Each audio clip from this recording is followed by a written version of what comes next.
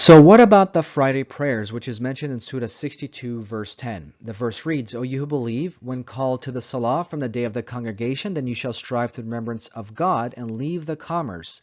That is better for you if you only knew.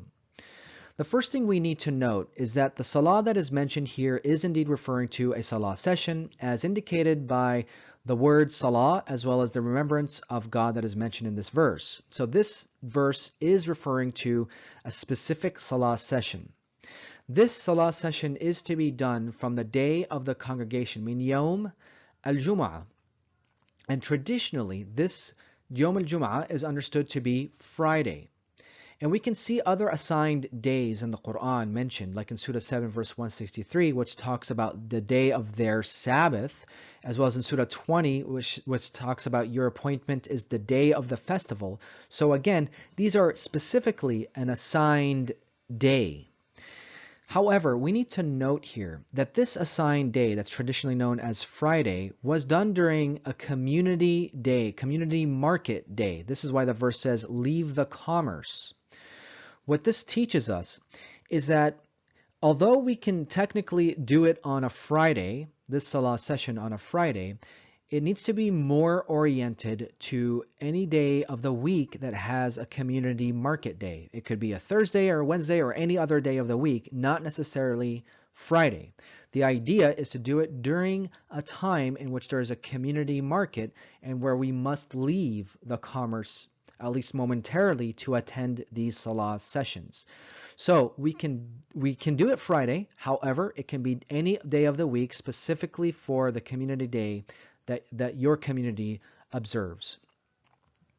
Additionally, we need to understand that this is an additional Salah session oriented more and geared towards the general public rather than the private sessions of the dawn and the evening. This is more, again, oriented to the general public during a community market day.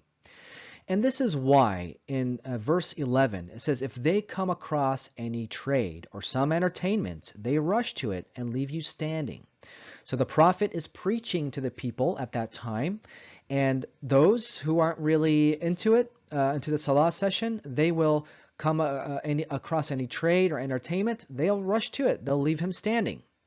And so this indicates for us that the more of the general public was oriented towards the Salah session, which is entirely different than the two private Salah sessions that we talked about, the dawn and the evening. So to finally conclude, the ritual Salah that we know of today is not found in the Quran. What we know from the Quran is that the Salah session of the Prophet Muhammad, peace be upon him, and this is really oriented to anyone who really wants to quote-unquote follow his sunnah, is found in the Quran.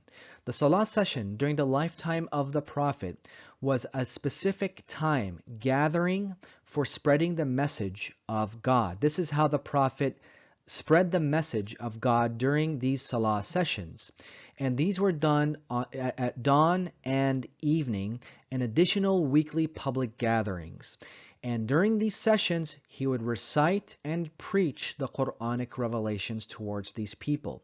And again, if we are trying to follow the quote-unquote sunnah of the Prophet, then this is how we as believers must do it.